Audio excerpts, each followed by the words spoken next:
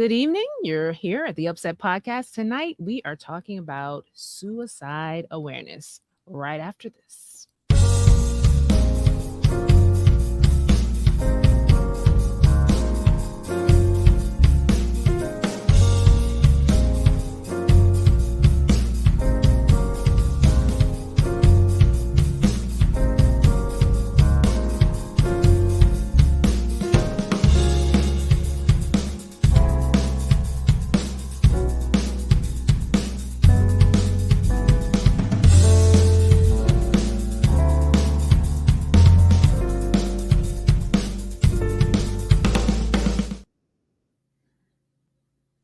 Hello again. Happy Sunday. Welcome back to the UpSet podcast. We're so happy that you joined us this Sunday evening. And when I say we're, you know who I'm talking about. I'm talking about this awesome crew right here. I'm talking about these wonderful people. Hey, everybody. Hello. Hello. Happy Sunday. Hey. Happy Sunday. Happy Sunday. Hello to our listeners, our viewers. Thanks for coming in. Hi, Jocelyn. Welcome. Good evening. Good. So, as always, a lot's been going on in the world. But what's sticking out the most to you guys this week? The earthquake, my The goodness. earthquake. Oh, I yeah. can't believe it, man. The earthquake. That is So many. That is devastating. Yeah, the trapped cave explorer. Yeah. I understand the latest is that he's halfway rescued. Okay. Okay. So They said it was going to take weeks for him. Yeah, he was ill and couldn't be moved. He needed medication first. Okay. Before he could be moved, like 3,000 feet down. I mean, he's down a long ways. Wow. So I haven't even heard much about he that. had to get better first before they could Right. really move him, because they wanted Gotcha.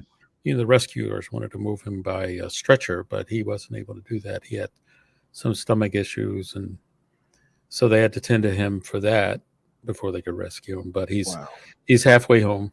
Okay. Just good news. That is good news. That's Man. And they said 2,000 people in Morocco. More than and 2,400 injured. Yeah, those numbers are going to climb because Yep. those are always initial, and then they find more. Oh, so devastating. We'll have to, as I think of it just now, we'll have to get our Haitian leadership back to talk about Haiti. Yeah. It's really bad over there right now. And they're talking about possible military intervention. Yeah, they need it. Pastor Beluska, did he leave us? No, yeah, he's no longer with Alleghenies. Is that what you're asking? Yeah, because I didn't see the farewell. Well, you could wave here now. He's probably watching. I'm going to call you Pastor Beluska. Yeah. What a preacher. What a preacher. On over there and with the politics around that. But yeah. Before we move on, I want to say hello to some of our other viewers. Hi, Miss Rita. Hi, Mike Williams. Hi, Havis. All right, Miss I want to give a verbal shout out to Mike. He sent us a note about an hour or two ago in reference to our topic today. So I want to thank you yes, he's always for sending that along. Thank you. But yeah, locally, I don't know if you've seen this, Charles, but I think it's national news now about the escaped murder that was in Chester. Yeah, right in our neighborhood, right up the street. The prisoner. Yeah. I was like, yeah, he kind of liked Longwood Gardens. Yeah, I guess it's a big place to hide, right? Yeah. Plus, Longwood Gardens was part of the Underground Railroad, so there are a lot of places to hide. Oh, wow. It is pretty expensive. Yeah. So you think he'd get it by Pine Forge? Well, he was in Phoenix. Somebody. Oh, he's been traveling. They'll find him. Which was, not far. Someone said, I don't know how true this is. I saw someone say he was like near Coventry Mall, which Oh, really? this area, Coventry Mall, is like a ghost town at this point. But yeah, my understanding is he's trying to get back to Brazil, and I guess this is the course of action to do that. But it I was was just just trying to give Allegheny East a plug that we That have the would be a Underground Railroad hideout. hideaway. That would be a big hideout. giving a Yeah. plug. No, I didn't see the video of him climbing the wall. I haven't seen that. I have to look Yeah. how They he showed it, but I couldn't see the whole thing. But yeah, saw he the climbed the wall and yeah, wow. Okay. Somebody Yes. wants to know where's Tally the scholar. Tally Scott, he's not here with us tonight. You Mhm. know, Tally's a busy man doing his What he's thing. trying to say is that none of us are scholars. I got you, baby. we you're like, loud and just clear. turn the show off. Turn it off. He might join us. Sometimes he pops on, when we're live. So Yep. we'll have something to share this evening. But Yep. We've added scholars if yeah, that yeah. You all are scholars. Our We're viewers are scholars of scholars. the word. Maybe he was somebody else. Mhm. Oh wow! Since we're talking about our topic, Daphne is sharing that she's right now at a mental health conference, and one of the recent statistics is every 11 minutes someone kills themselves. Mm. That's doing that. Wow. And that's one of the reasons why we are talking about this Yeah. show, Hmm. Yeah. talking about this Yeah. topic tonight, because we recognize it is very, very important, and we don't want to gloss over it. All right. Speaking of that, speaking of scholars and experts and whatnot, anytime we cover a topic of this magnitude, we definitely like to invite an expert in the field, someone who has clinical experience dealing with this type of issue. And we always like to utilize those within our very own AEC community when we can. And we actually have a special guest that's joining us. I'm going to bring him on at this time. She bragged it big time. She said AEC community. Hello. How you guys doing? Great. Well, Good. Hey, Dr. George. What's Dr. going on? is joining us, everybody. For those who don't know, he's one of our new pastors to AEC. Recently installed. I mean, we're talking about fresh, brand spanking new. And he ain't even dry yet. Yeah. Yesterday at the Teaneck, First Church in Teaneck, New Jersey. So he went right from there to the UpSet. I don't know if that's a good Appreciate No, that's a good thing. It's a good Yeah. thing. Good thing. We're So happy you- that you're here with us. So Well, you thanks at so you much at for having Trinity Church, not Trinity. You at Teaneck. Tina. Teaneck. Teaneck. Yeah. Okay. So- Yeah. Tell the people a little bit about you, Dr. George. Well, thank you guys first for having me with you. I'm happy to be with you guys. I'm also happy to be a part of the Allegheny East family now. Say that Thank again. you. Hold on a second. The Say that again. Allegheny, the Allegheny East family. I'm so grateful for the president and the secretary, the treasurer, ministerial director, for just extending the call to me. I spent 12 years in Northeastern Conference. wow. And so, 12 yeah, years yeah. of slaves. 12 years of slaves. You guys said that. Oh my goodness. Chief, you caught I me. apologize in you. Y'all advance. crazy. Oh my goodness. Yeah, no, it was a good experience. I'm from New York City. I was born in Brooklyn. Raised at the Shiloh SDA Church. Eastern Parkway, baby. Yes, sir. Yes, sir. Not too far from your stomping ground, Bethel. Bethel. Yeah. So yeah, New York has been my home all my life. Outside of Oakwood, when I went to live at Oakwood and Andrews, New York City has been my home. So it's a new season, new journey, and I'm looking forward to experiencing whatever the Lord has in store. And so I'm really excited. I'm really excited. All right. Listen, I want to dig a little deeper and ask you this question.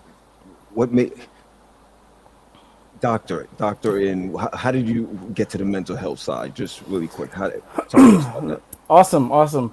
So, coming out of school, coming out of seminary, I was sent to a district well, not necessarily a district. My senior pastor, first church, I became a senior pastor right out of the gate, in a town called Elmira, New York, Mercy. and it's a prison town. That's If right. anyone knows anything about Elmira, it's a prison town, and it's a very depressed city. And individuals are challenged with a lot of things: substance abuse, domestic violence, and the makeup of that was a part of my church congregation, right? And so, you come out of school, you're not really taught anything pertaining to mental health. You're not really taught much about counseling. You get a little bit of counseling classes, but not in depth. And my preaching only went so far, right? Because I learned the homiletics, the hermeneutics, and exegesis, and all that good stuff. But my members were hurting. They're hurting in their marriages, hurting. Some were coming out of prison, and I said to myself, if I'm going to reach these individuals, I have to meet them on a where they are on a one-on-one basis, Yeah. right? So that really sparked my interest in counseling. I wanted to be able not only to just give them the normal pastoral counseling, but I wanted to get really in depth with them, and so it sparked an interest for me to study mental health. Good. That's where it all started, and that Wow. was about that was 12 years ago. Well, That's amazing. you made your mark, man, and we're really grateful for you to be on this side. And not trying to joke around, but we really do need more mental health pastors in the pulpit, and we're really grateful for you to be a part of us. It's not going to end here, brother. It's Yeah, yeah, yeah. it's just going to get a little bit. It's going to get fatter as we go along. There's so much that's going on. Yes, even in our own pews, and 'Cause I so. call on all the ones I know: Pastor Mhm, Moses, mhm. Chaguna, Pastor Tyler, Human uh, Defoe. Keenan Tyler, Pastor Defoe. So you'll Mhm, be in my list, Dr. George. mhm, Amen, amen, amen. mhm. Hang around and don't listen to us because we don't give you the paycheck for doing it. But we'll refer you. We'll refer you out. I appreciate you guys. So listen, man. I'm gonna produce. I'm gonna take over from here if that's Go okay. right ahead, sir. And uh, you know, let's just have a discussion.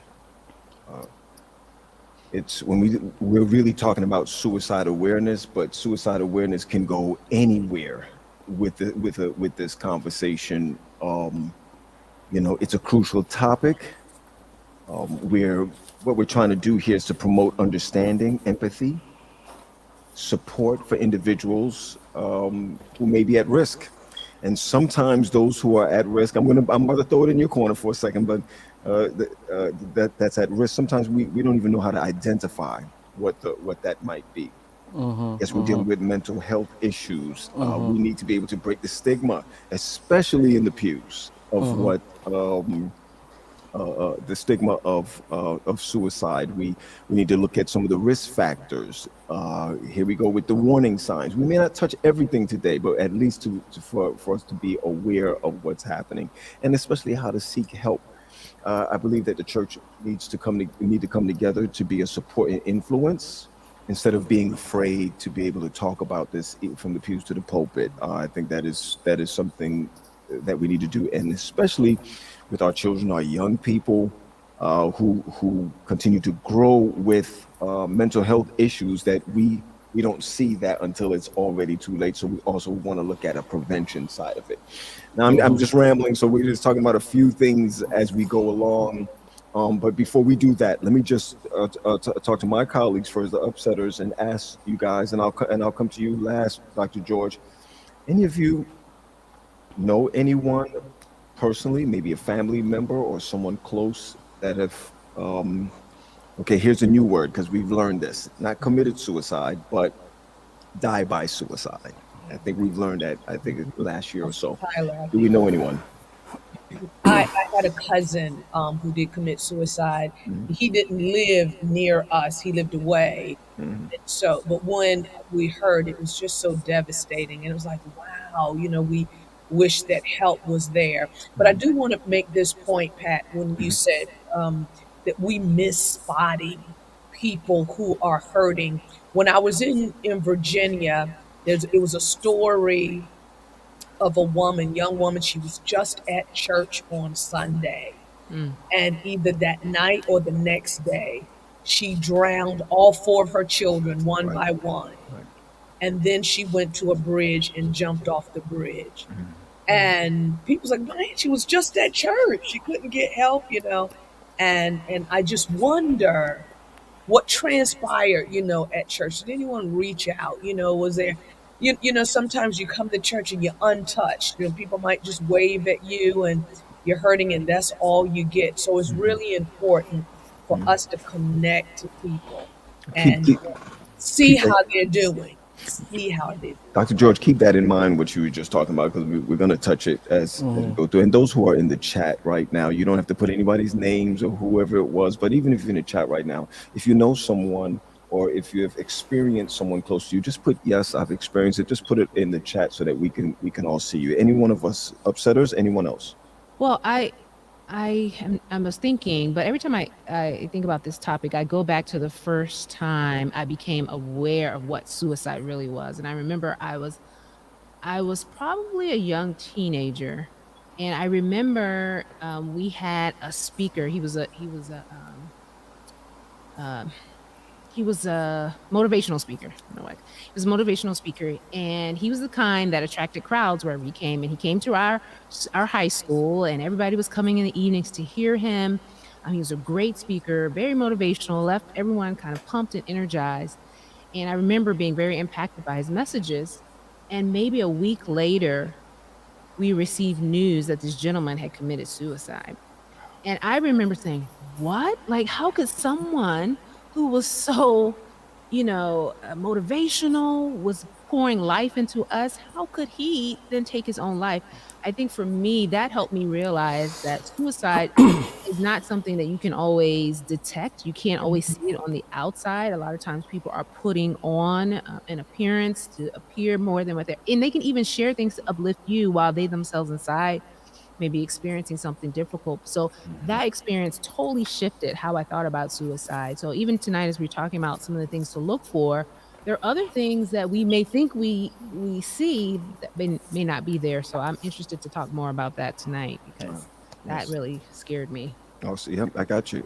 Anyone else before we throw it into Dr. George's I don't hand? personally know anyone right now, but just going back to the story that that Mike, one of our listeners, shared about a person just yesterday committed suicide in the hospital, Mm. right near, not far from us in New Jersey. Um, and to that, I say, it's difficult to detect, as Latasha said, but we need to take in the reality of cultural and societal changes Sure, and pressures sure. on us. And this isn't new because there are suicides in the Bible. Oh boy. So if people want to jump on the technology bandwagon and say, well, it's all these games and internet. Well, I'm not so sure personally that is the case. But I think that, in fact, those that have discussed it have actually said technology as a help for some cases. But it is an individual case. It's individual. There are a lot of factors that impact on individual. But I think that as a church and as a people, as an institution, it would be helpful for us to be cognizant of our cultural changes, societal changes, the kind of things that go on that affect our mental state. When just individuals, men and women in the military, Yep. have come Sure. back And every day, there's the statistics have shown that there are former military and current military individuals who are taking their lives. Yeah. And obviously, that's from some trauma of some sort. Yeah. So I think we just need to be aware of our surroundings and be aware of the individual surroundings. If there's a member of the church, they come to church, but you don't know what they're dealing with at home. Sure. Right. Sure. Sure. GP, you good? Or we moving? What's up, GP? Yeah, I had a friend I went to high school with, and about 5 years ago, we all got word that they, I don't want to say committed suicide, but Died by suicide. died by suicide. And it was sad. It was because they were always outgoing, bubbly personality, but regardless of how someone may appear or how bubbly or joyful they may appear, there are people who are still hurting internally. Right. And so that just goes to show you never know what someone's going through, and you can't just look for that sad face or Right. someone who is to themselves. That's not the sign. It's relationship. It's getting to know someone and observing their patterns and noticing when something is off, or if they're not their normal self. Right. Because people really get down to low places sometimes in life. We don't really oftentimes recognize it, but there are times when folks really are seriously considering throwing in the towel and giving up on life. Sure. And so I want to throw this to Dr. George. Go ahead. How do we know when people are getting close to the end and getting to that point where they're literally serious about giving up on life? No, that's an excellent question. It goes back to suicide ideation Go ahead. or active suicide planning, right? So we can have suicide ideation. For example, a person could be crossing the street, car could be coming, and the person says, "Hey, I wouldn't mind if this car was to hit me right now," right? The person didn't have a plan, right? They just had the thought, the ideation, right? A plan is different. A plan is saying, "Hey, you know what? I want to, I want to, I want to commit this act on this particular time, on this particular day, and this is how I'm going to do it." Either, some people, I don't want to give any ideas, but individuals may utilize prescription drugs. Men oftentimes commit suicide more lethally than females do, right? Some men would, actually take a gun and do it.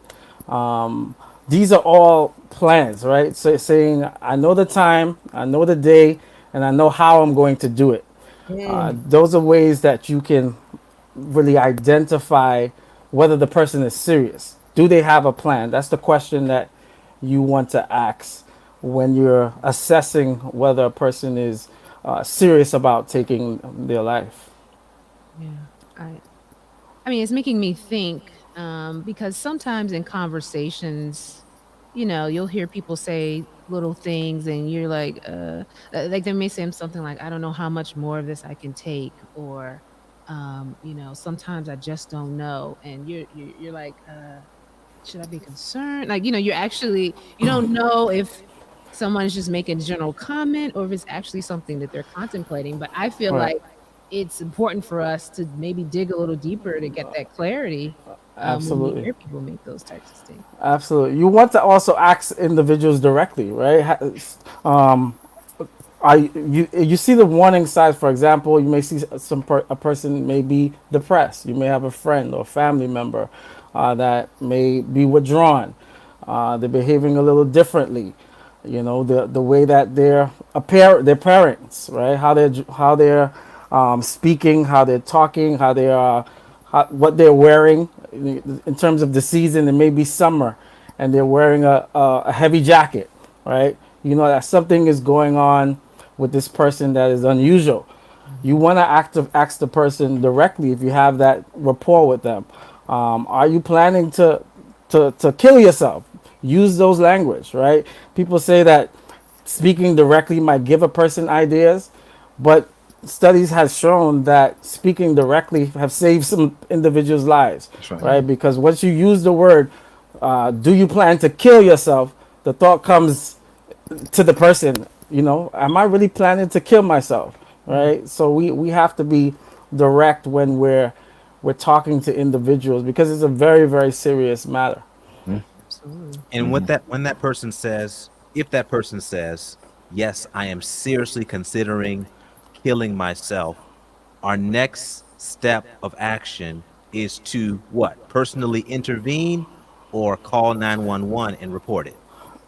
You want to make sure that you you get some assistance if you're not a professional, Right. right? You want to make sure that you get some assistance where that's concerned, right?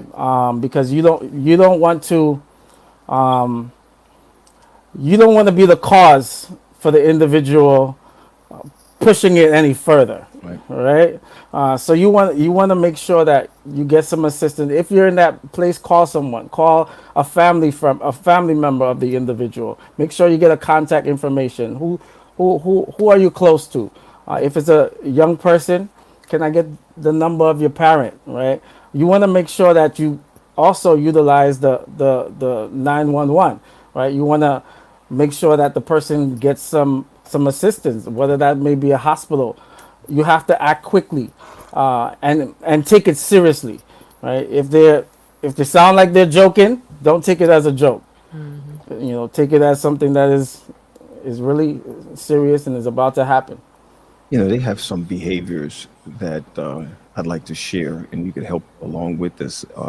They have some that says that even when they start giving away their clothing, they actually can hit a peak. If I'm correct, they hit a peak of where they're not withdrawn. They're actually happy that they have made the decision, and that they have made the decision to take their lives. That their attitude actually looks better. It seems like they're coming around the bend. I think not first responders, not what I'm talking about. But first reporters. I think it's what I'm more looking at. I know we said 911. Is there an age difference when we start looking at teens, 14, 15, 16, 17? When we hear it, first move, parents, first move, principal, school, social Absolutely. work. Where do we go? Where do we go when we first hear it? Absolutely. You want to contact if they're a minor. You want to make sure that you get the parents' information. You want to talk to the parents right away. If you want to make sure that the person is safe, right, as well. Do they have any access to any weapons, anything that can cause harm at the moment? Okay. You want to remove those things if that's in the vicinity, right? Try to make sure the person is calm as possible and comfortable if they're thinking about doing it right now, right? So these are some things that we can act on right away, right? But the parents are key.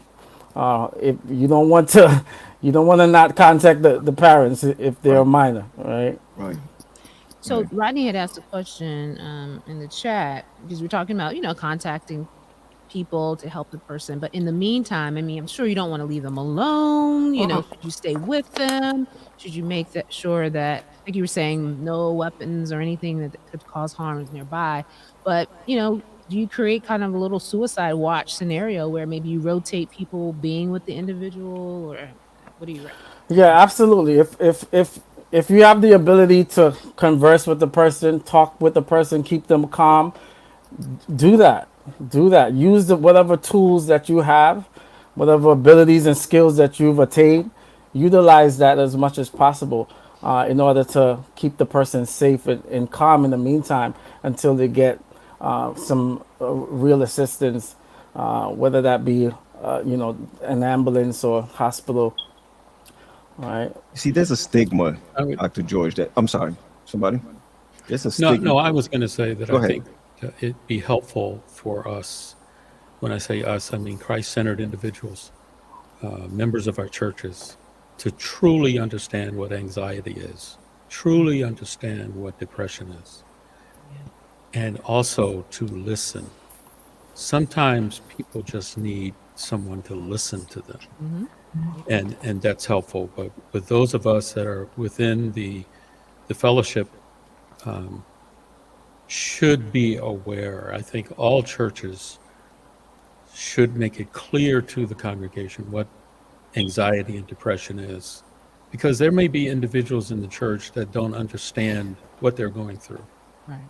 and there's obviously trauma there, that may cause that. But I think being cognizant of what anxiety and depression does to individuals and what kind of trauma they could experience that may trigger a state of mind of suicide.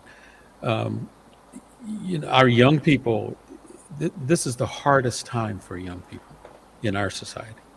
I don't know about other cultures, other societies, but at least in Western societies, it's a very tough time. Some of these young people don't feel that anyone cares for them. No one wants to listen to them. They just want to be shoved aside. And quiet as it's kept, some people feel that, this is what pushes them to video games and all. But in many cases, them having an outlet like that has helped them. So it's a broad and complex issue, but just being keen on what anxiety and depression looks like. We could be sitting right next to someone in church, and they could have depression, Right. they could have anxiety, and you don't know it because they don't want to say, "Hey, I'm depressed today."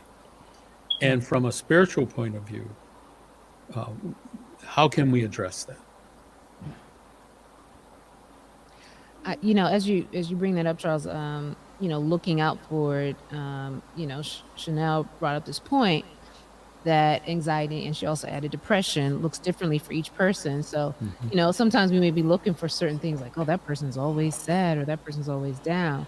And the person to our right is singing the hymn, full voice, vibrato, and everything. And both those individuals could be Going through the same. equally anxious and equally depressed, and then so it's almost like one of those situations where, when COVID was here, how they told us to just assume everyone had COVID.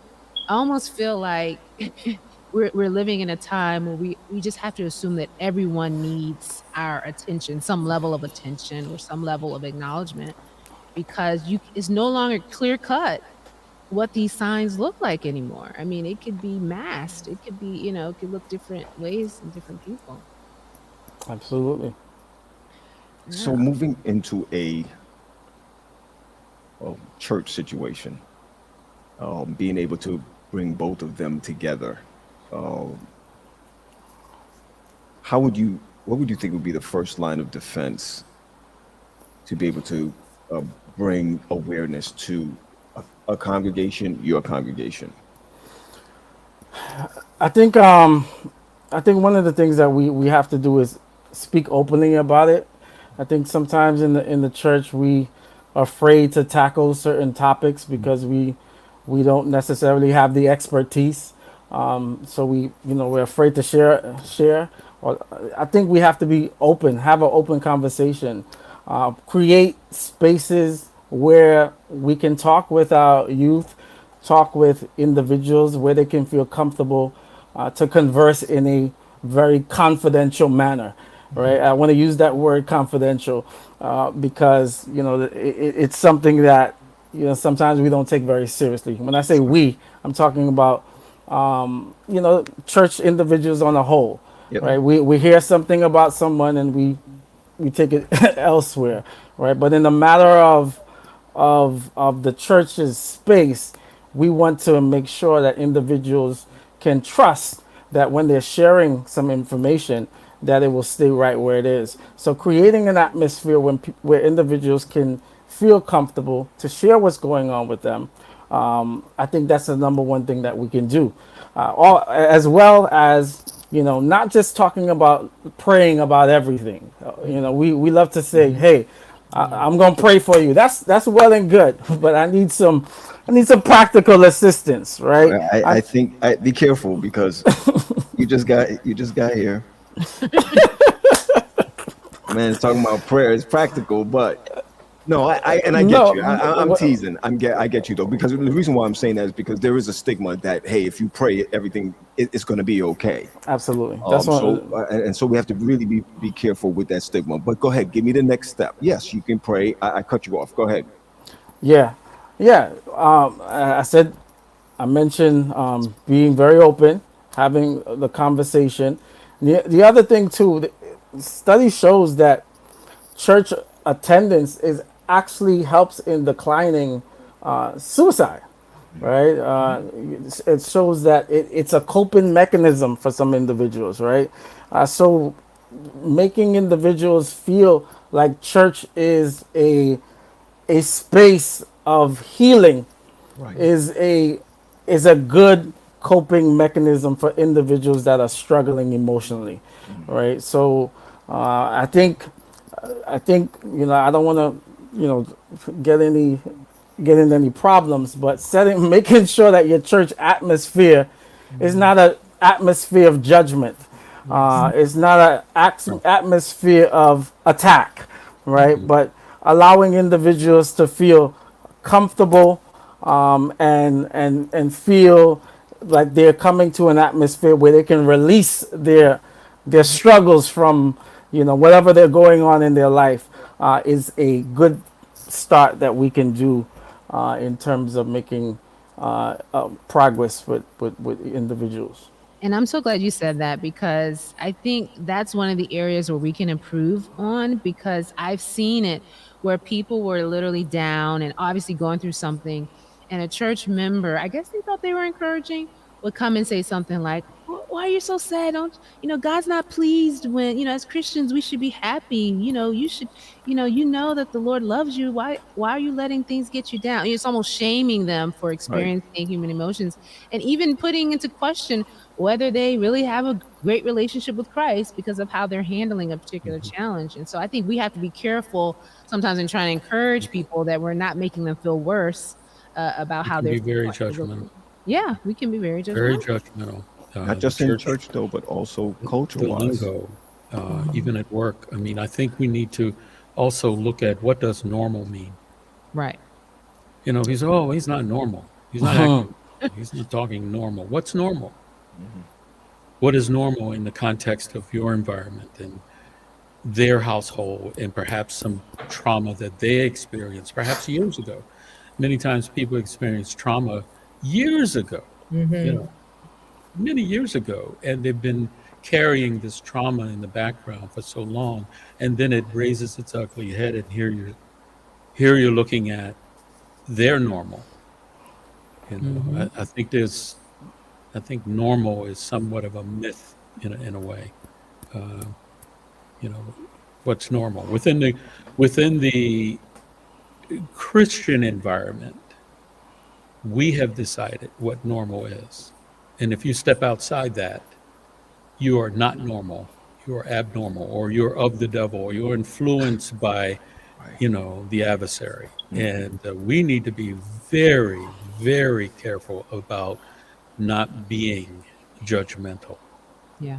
We rush to do that because, we're in evangelism mode and we just want to correct everything and everybody. It may take years to correct an individual or for a person to self-correct. Just being aware of what is normal and having a listening ear. Hmm. Sometimes you don't have to say anything.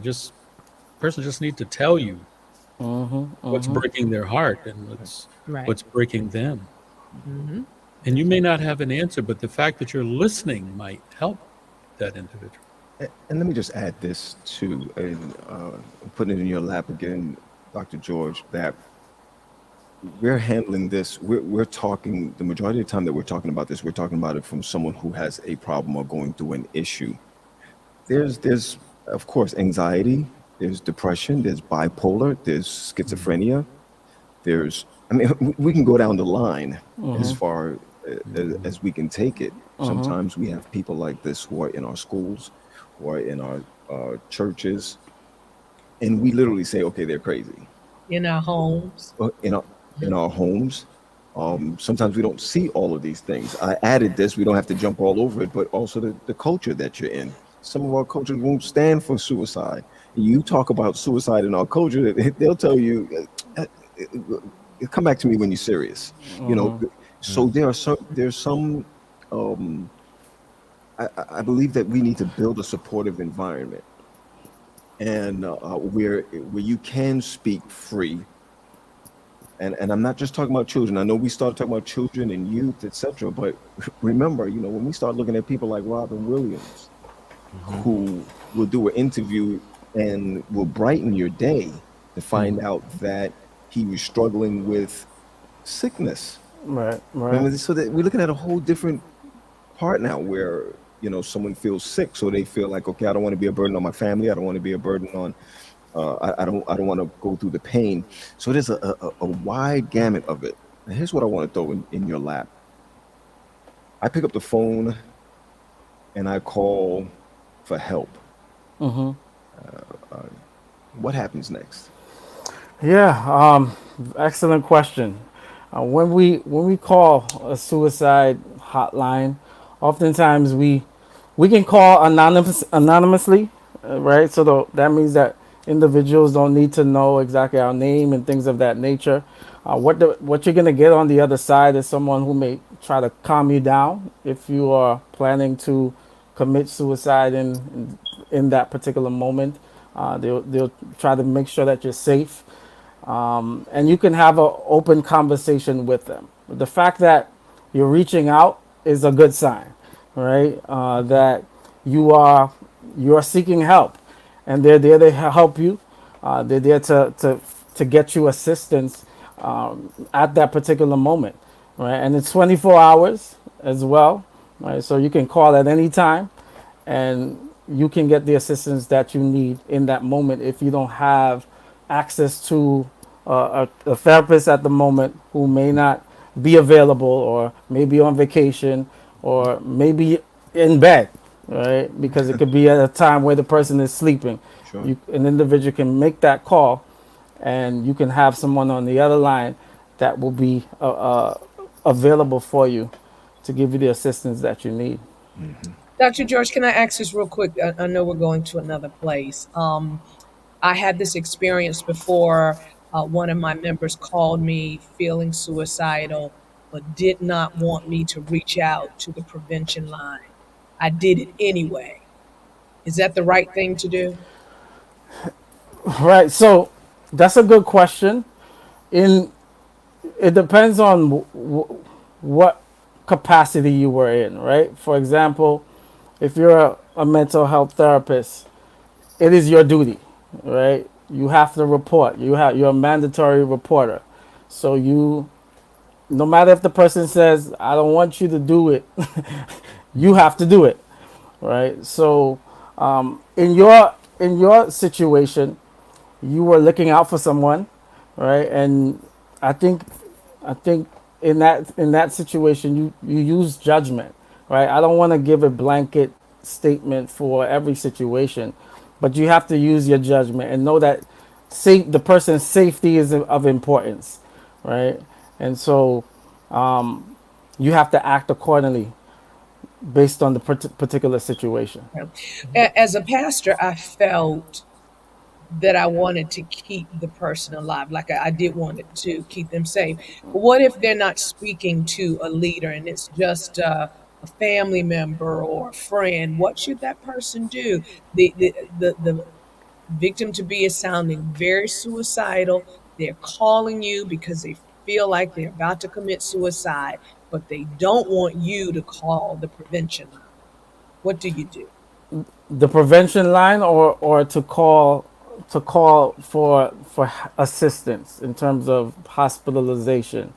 Well, I call the suicide prevention line because Okay. that was what I did. Right, right, right, Just like the line that's being scrolled right now. right. So, what should people do if the person does not want to go? If you're, like I said, if it all depends on the particular circumstance and capacity that you're in, right? Um, Individuals have their own rights as well, Right. right? And Right. so they have the right to make their own decision based on their own life, right? You as the individual have to use appropriate judgment based on the situation. You care for the individual, you want to keep them safe, you want to keep them alive.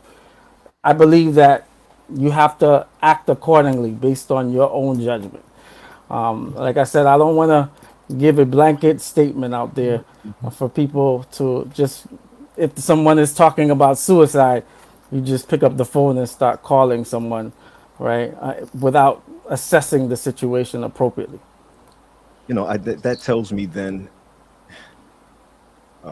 that there needs to be more education even in our Yes. field. Right.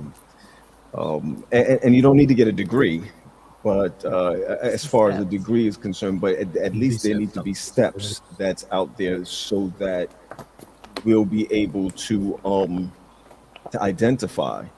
You know, for me, I hear it, I report it. That's just the bottom line, bottom line for me. Now, I know you're speaking as, let's not make a blanket statement. I understand that. I think for me, when I'm dealing with children or dealing with youth or something of that nature, I want to move really quick Right, as far as it's concerned. But right. yes, we still have to learn how to address the situation. I'm talking now. I'm going blanket, Dr. George. We need to be educated. We need to be trained on what to listen to, how to hear it, so that we can make a move if it's necessary for us to make a move. I'm going to flip it on you a little bit. What about those of us who are pastors? Those of us who are educators? Those of us who are let's just get nitty gritty. Those of us who are workers in the faith. Right. What if how do we handle when we are suicidal? Uh, um, what should happen next? Right. You you have to reach out for help, right? You have to tell someone, right? If you're dealing with a situation, you're feeling depressed, you feel like taking your life, be open about it, right? Mhm. Especially if you actually want help, right? You got to tell someone, I'm going through something, I'm thinking about doing this, and seek the assistance, right? Don't be afraid to let the person know what you're going through. I think from the standpoint of you as a person thinking about taking your own life, you have to let that be known, Yeah. right? If that's what you're struggling with as a pastor, as a educator, there is help there. Yep. There is help out there. Yep. You know, let's seek the help. Hmm. So Can that I makes. share a story? Oh, sorry. I'm Go ahead. sorry. Go ahead, Natasha. Well, I was going to ask. I know earlier when we started, we talked about suicide ideation. That's kind of where you just have these thoughts about, oh, if I die, this is what I'm like. There are no plans, but these ideas that pop into your head. And sometimes even people have a dream Right. and they'll be like, oh, what is this? What does this mean? So I kind of want to know, like, personally, because a lot of times people will have these thoughts, but they don't even believe themselves that it's really something they need to be concerned about. So if I'm someone that finds myself drifting to this mindset often, are you telling me that that's a sign that I may need to reach out to someone, like to take it seriously, not Absolutely, absolutely. If it's something that you're thinking about on a frequent basis, mm, you should reach out to someone. You should reach out for assistance. If you are ruminating about things that's going on in your life, mm, and you feel like there's no hope, the best thing to do is reach out to talk to somebody. right, yeah. Yeah, and I see Rodney was saying too that, many clergy, particularly because he mentioned that, will not reach out because of the stigma. So you're saying go talk to someone. If it gets out that so and so is suicidal, they feel like that could potentially ruin my career. I can never come back for this. The churches will find out, and they'll feel like I'm weak. So, I mean, I know this is something we've talked about in the past, but it's a passion or burden for me because to be someone that's always kind of bearing the load of others, but feeling like you don't have a space to unload, and still feel like you can maintain your career. I Right. still don't know what that looks like, but I don't know. You have any Yeah, yeah, suggestions about that? yeah, absolutely. Well, there are therapists that you can go to, right? Where everything is confidential between you and that therapist. The person cannot share anything with anyone else, right? Or they can lose their license, right? You can sue the person, literally.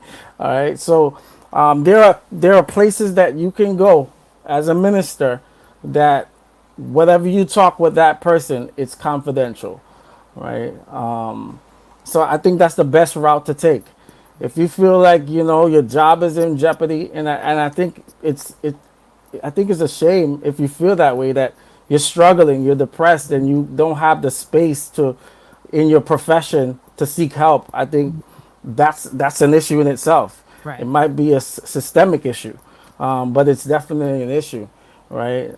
So don't be ashamed, right? If you're going through something, and you need a break, take Mm-hmm. that break, Yeah. right? You need a vacation, take the vacation, right? You need to talk to the therapist. Psychology today, there are other needs that you can find a therapist by just googling, finding a therapist, right? Where you can speak to someone on a very confidential basis. Okay. And Thank I you do for think that's Yeah, good that therapist has therapists. So why shouldn't pastors have therapists? Why shouldn't teachers have therapists? And let me just give it up to Allegheny East. I don't know how other conferences do it, but you go to a therapist, they're going to take care of you. And I think that I'm talking about payments, et cetera, is concerned. I think that that is one of the greatest things that we have. I'm sure that others may have it. I'm just speaking for Allegheny East, so I can say it's a great place to work as far as mental health is concerned. I, what I And I do, would also say go ahead. to I'm sorry. Go that ahead, Marlon. we are strongly encouraged to speak to someone, have our own therapist, Yes, we are. have our, someone like one of our pastors who has degree in mental health counseling and family. I go to one of them on a regular basis so that they can help me with my thoughts. Especially when you're going through death, loss, and so many other things. Sure. So I just want to shout out to AEC as well. Sure. hmm And we need to build a community. I know that Capitol Hill, I think, is one of the churches Mhm. mental that has. health. I'm sorry. Go ahead. Somebody help me with that. Yeah, they have a mental health Yeah, Mental clinic health counselors, across counseling counseling. staff. yeah. That's with it. There's many of our pastors have counseling degrees and therapists and licensed therapists. Also, along with we have a plethora of resources along the way. We just added Dr. George as one of ours. I said ours. Sorry, Pastor Grissom. Sorry. He's on the other side of the river now, so we got that. But I just want to say, of course, we could open this up and make this a whole lot bigger than it is. I mean, I'm even getting text messages on man, let's talk about this, let's talk about that, and I'm sure we're gonna be able to bring you back. But I want us to make sure that those who are listening right now will have the resources that they need, and I think that that is one of the most important pieces. So I want to throw it back over to producer Natasha and back and still to you, Doc George, just to help us in this final minutes of where can we get those resources from. All right. Before we get to that, though, Charles, Hmm. I know you were trying to Oh, and sorry. I cut you off, so I didn't know if you well, wanted to make your point. I just wanted to share my own discovery when I looked at it from a biblical standpoint, that suicides that were committed in the Bible, in Scripture, Mm, pointed to fear and shame. yeah, It was fear and shame it's crippling. that caused people in the Bible, and you can look just cases of suicide in the Bible. You'll find that it was associated with shame. And I say that, Dr. George, to say, even as a pastor, do we not need to be careful in our chastisement of members that could generate fear and shame. There are people who that's all they have is their congregational family. And once they step out that line, we get heavy handed on our chastisement. I mean, is there something to say about how we react to people that, because people can go that suicidal route if they feel so shameful. They're just afraid to even show their face again because someone, quote unquote, found them out. Yeah, Right, that cancel right, culture. Yeah. right. No, I think that's a excellent question, Chuck, and I think it's appropriate to be mindful, especially as ministers and in the pulpit, right, of what you say, right, creating a space of forgiveness and being faithful to the biblical text, right? There is hope in Christianity, right? I fell, but someone found me, right? Wait a minute. Hey, we listening. We listening. Go ahead. Go ahead. Right? And so I can find hope in my hopelessness, right? And when I sin, there is forgiveness for my sins, right? I think one of the things that we do, especially in our Adventist culture, we know we hold up our principles and our doctrines very well.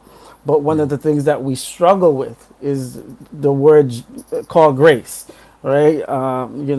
Extending grace to individuals, helping individuals know that you can find grace when you fall short Right. in Jesus, right? And being mindful of that, being very intentional about that, because what you say in those 60 minutes in the pulpit or 30 minutes, however long you preach, can be detrimental Go to ahead, GB. Tell them. someone's decision whether to remain amongst us or to depart from us. It's interesting you say that because in my experience over the years, I had the opportunity of recording a seminar by Elder Henry Wright on preaching. One of the things that stood out was that he said, be careful not to preach on a subject that one of your members is going through. Because sometimes, he's saying, this could drive them more into a shameful mindset because they say, well, he's talking about me. I know you can't cover every possible situation in a congregation, but I think it's my opinion, I think that if you intentionally wrap your message around someone else's dilemma, that could be hurtful. Yeah, the word is intentional, Yeah. but you're Right, right. right. Absolutely. Yeah. I saw a question here. I mean, I don't. I just want to throw this in here, have it start in trouble here.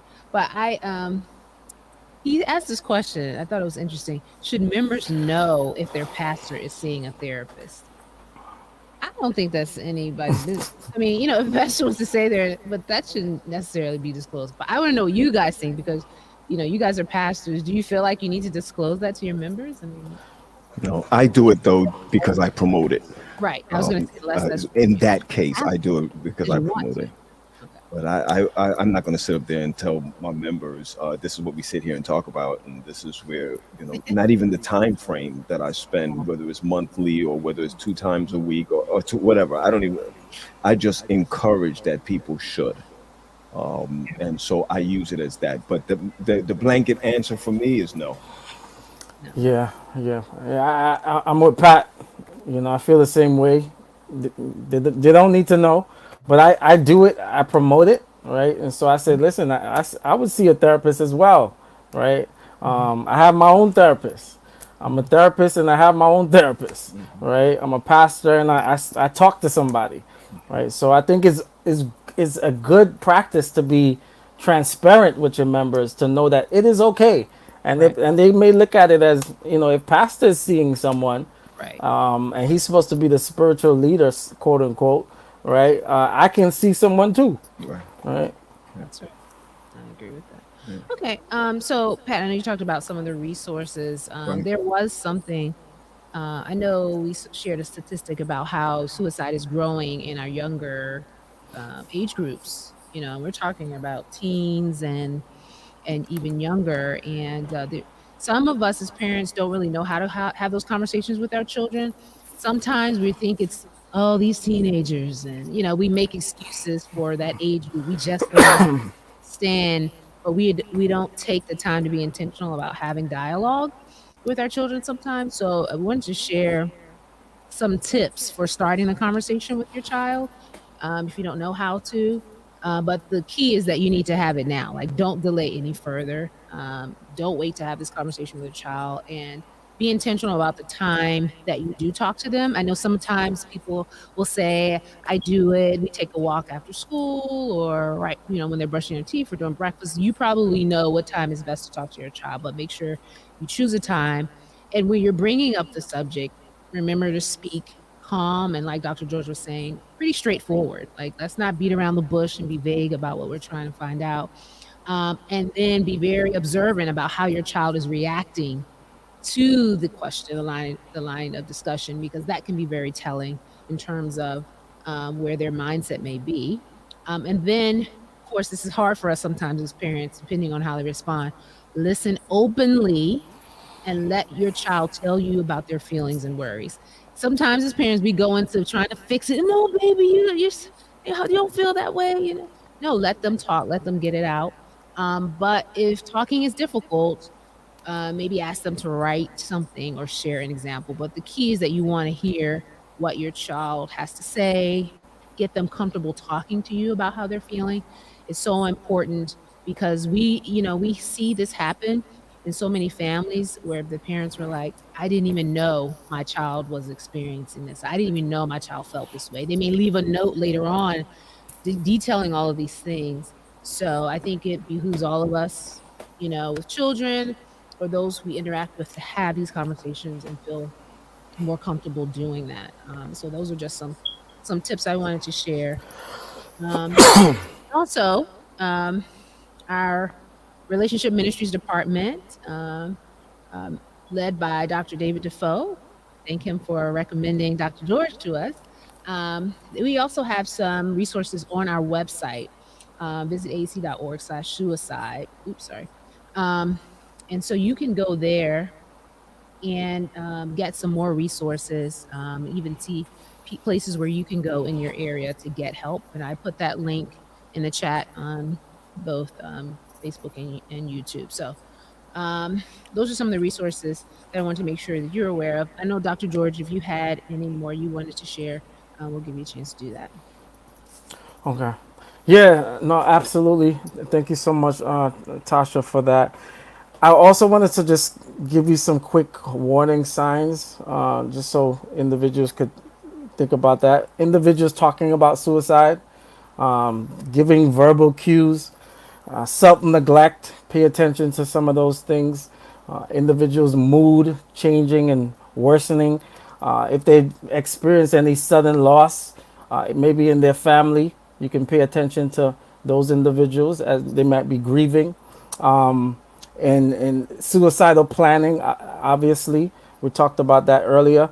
Then be any individual that you might see that may be withdrawing themselves. Maybe they're a social person, but all of a sudden they started withdrawing themselves. They're not replying to your messages or your text messages, not returning your calls. Check in on those symptoms and signs and warnings that the person may be actually contemplating taking their life, right? So those are some quick warning signs that you can pay attention to as we try to prevent suicide. Excellent, excellent. And I think as I heard that list, I was thinking to myself, kind of be on the lookout for those behaviors in yourself as well, because we're keeping an eye out for others, but we may find ourselves in a situation where we're the ones withdrawing, we're the ones exhibiting these things, and so that's also a cue for us that maybe we should reach out. I know some people, they sink deeper into depression when they feel no one else cares, no one is reaching out to them. But if you find yourself in that space, reach out to someone else. It's okay. It's not because people don't necessarily care, they may just not know. So I'm just encouraging on both sides of this that we look out for others and we look out for ourselves. It's very important. Listen, Absolutely. before we go out here, there's been a lady in here named Chanel George. I don't know. Yeah, I was wondering. I was like, oh, I just made the connection. I'm just trying to figure out if that was a Kerry Williams move that kept going back and forth. Go ahead, Dr. George. Yeah, Was that wifey? yeah, that's her. That's her. That's her. Love it. Which I Yeah. understand Dropping she's wisdom an in the chat. educator. Yeah. I She, understand she's she's an educator, so she that's why we she's kept a talking a lot. Mhm. she's an educator and she's also a psychologist as well. Nice. Got it. Yeah. That's it. That's Yeah, it. she's calling Started her out. hearing some things, while she Yeah, was going through that. I said, okay, she backing up hubby. It's all right. We got it. she's helping out. She's answering some of the questions in the chat. It's very helpful. Awesome. And once Awesome. again, we always tell people if you're listening to this on a podcast platform, don't forget to go check it out on YouTube or our Facebook because you get to see some of the commentary as well from the interaction from those comments we don't get to share. So check that out. Dr. George, thank you for joining us. Thank you Yes. so much. Thank you guys so much. Welcome to AC. Welcome to the UpSet podcast. We hope to have you join us again. We thank you for all of the great information that you shared with us. We really appreciate it. With Chanel. In the chat. In the chat.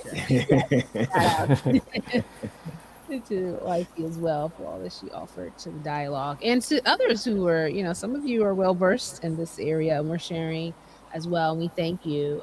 Guys, we have to look out for each other, it's heartbreaking when we see people feel like that's the only recourse is to take their life. So as Christians, let's do what we have to do to make sure we're looking out for ourselves and each other. It's so important. And check out those resources that we shared.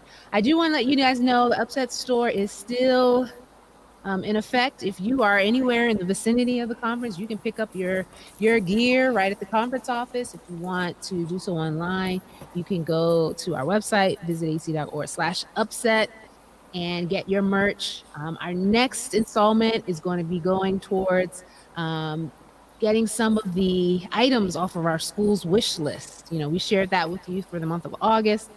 So we want to practice what we preach. And as an UpSet crew, we are going to be taking a school and donating something from each of those lists. And we need your help. Together, we can make a big impact. Or you can also directly go and help out those schools' wish lists. That's on our website right there. Visit ac.org/upset as well. All right, guys. Once again, thank you for joining us in this session. Thank you for everyone who's watching, who will watch later on. And remember to love on someone today. Amen. Yeah. Amen. Amen. All right, everyone, have a great week. We'll see you back here next Sunday because if it's Sunday, It's the UpSet Podcast. thanks. Yeah. That's right. That's right. Have a great week, everybody. Bye-bye. See you Take care. Bye. Bye. Take Bless care. All right.